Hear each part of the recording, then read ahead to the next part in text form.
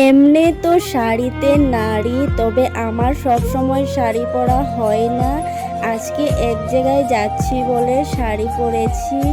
আমার শাড়ি পরিয়ে কিরকম লাগে অবশ্যই জানাবে। তো আজকে কোথায় যাচ্ছি অবশ্যই বলবো, ভিডিওটা দেখতে থাকো। তো প্রথম থেকে শুরু করি। আজকে সেবিকার মা এসেছে, মানে আমরা মাসি বলি, মাসি এসেছে। মাসি এসে বলছে যে চলো এক জায়গায় যাব। তো জায়গাটার নাম বলছি, দেখতে থাকো কোথায় যাচ্ছি। আমি বলছি ঠিক আছে যাব, রেডি হয়ে নেই। তো শাড়ি পরেছি, সব জায়গায় তো সব কিছু পরা যায় না, তো শাড়ি পরে নিয়েছি। শাড়ি পরে একটুখানি রেডি হয়ে যাচ্ছি। সাজুগুজু একটুখানি না করলে শাড়ির সঙ্গে কিন্তু মানায় না, তাই একটুখানি সাজুগুজু করছি। আর বাইরে কিন্তু প্রচুর প্রচুর গরম, আর এই গরমের মধ্যে শাড়ি পরছি, ভাবা যায়। কি করব আর, অনেক দিন পরে শাড়ি পরছি আরও ভালো লাগছে। তো দেখতে থাকো, আমরা রেডি হয়ে গেছি, এখন বের হয়ে যাব। বের হয়ে রাস্তায় যাচ্ছি।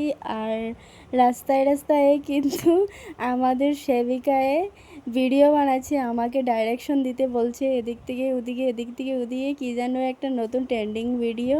তো আমাকে বলছে এরকম এরকম করো, আমি পিছন থেকে তোমাকে ভিডিও করছি।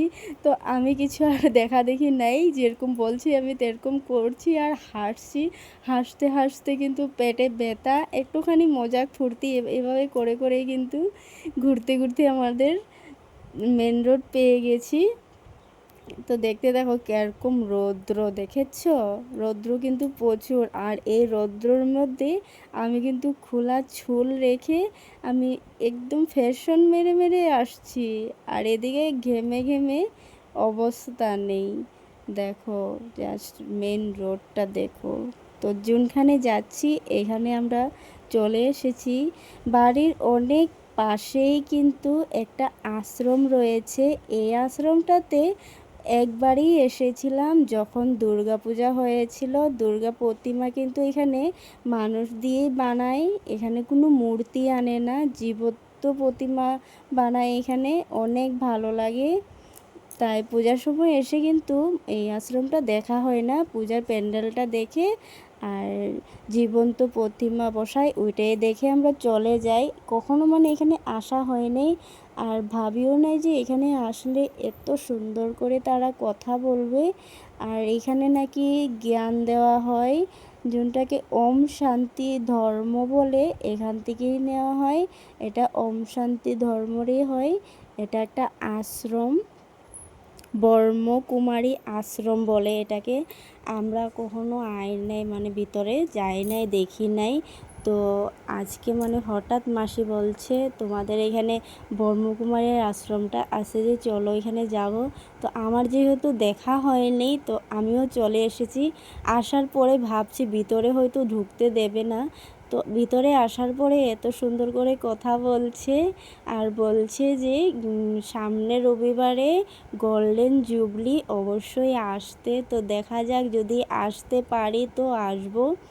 আর তারা কিন্তু এখানেই থাকে, আর যা যা যা দরকার হয় তারা নিজের হাতেই করে নেয়। আর এখানে নাকি অনেক সুন্দর সুন্দর কথা জ্ঞান পাঠ করানো হয়। আমি তেরুম কিছু জানি না, আর একটু টাইমের মধ্যে তেরুম কিছু আমিও শিখতে পারি নাই, জানতেও পারিনি। গরমের জন্য বেশিক্ষণ থাকি নাই, ফট করেই চলে এসেছি। আর এদিকে দেখো, এই হলো হয়তো গুরুদেব হবে, জিজ্ঞাসা করিনি, আমি এমনি চলে এসেছি। জাস্ট খালি ভিতরটা একটুখানি দেখেছি। দেখো অনেক সুন্দর, এত পরিষ্কার পরিচ্ছন্ন রেখেছি আশ্রমটাকে। আর এই আশ্রমটাকে এসে কিন্তু মনটা খুবই একটা শান্তি পেয়েছে।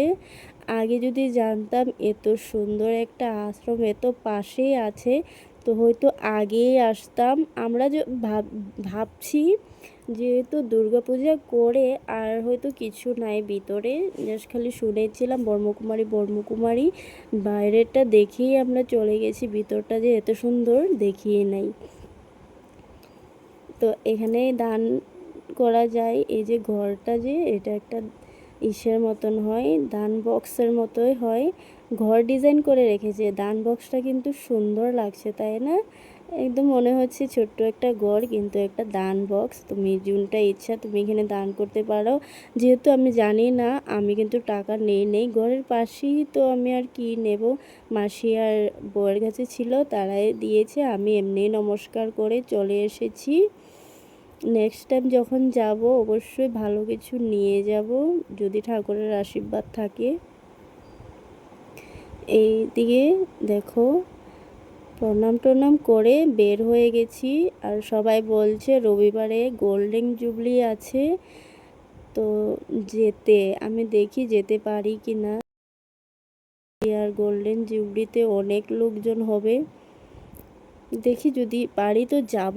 আর এখানে বসিয়ে সবাইকে জ্ঞান দেওয়া হয়, মানে এই ধর্মতে কি কি করা হয়, নীতি নিয়ম সব কিছু এখানে বসিয়ে শেখানো হয়। আমাদেরকে বলছে মাঝে মাঝে আসবে, জ্ঞান দেবে, এইটা ওটা সব কিছু শেখাবে। এখানে অনেক শিক্ষা দেওয়া হয়, তো বলছি আসবো। তারা কিন্তু অনেক সুন্দর করে কথা বলে, আমি ভাবছিও না যে এত সুন্দর করে কথা বলে। তারা বলছে তোমরা তো পাশে থাকো, কেন আসো না? আমি বলছি যে তেরমভাবে আসা হয় না, কখনো কখনো কিছু একটা। এখানে কিন্তু মাঝে মাঝেই প্রোগ্রাম হতে থাকে, আমাদেরকে কিন্তু বলে আসার জন্য, আমরা আসুম আসুম করে আসি না। আর এখানটায় দেখো প্যান্ডেল বনছে, এখানেই প্রোগ্রামটা হবে রবিবারে, দেখি আসতে পারি নাকি। আর মন্দিরটা তোমাদের কীরকম লাগছে অবশ্যই বলে যেও। বাইরের ব্যাকগ্রাউন্ডটা আরও সুন্দর, এত সুন্দর ব্যাকগ্রাউন্ড দেখে আমার তো খুব ইচ্ছা করছে কয়েকটা ছবি নিয়ে নেই। তাই আমি এখানে দাঁড়িয়ে কয়েকটা ছবি নিয়েছি। ছবিগুলো কিন্তু অনেক সুন্দর এসেছে, পিছনের ব্যাকগ্রাউন্ডটা অনেক সুন্দর। আর বাইরে হয়ে কিন্তু একটা রিলও শ্যুট করে নিয়েছি। এই রিলসটার গানটা কে বলতে পারবো? বলতে পারলে অবশ্যই কমেন্টে বলো। আর আমার এই ব্লগটা কীরকম লাগছে বলে দিও। টাটা বাই বাই, এখানেই শেষ করলাম।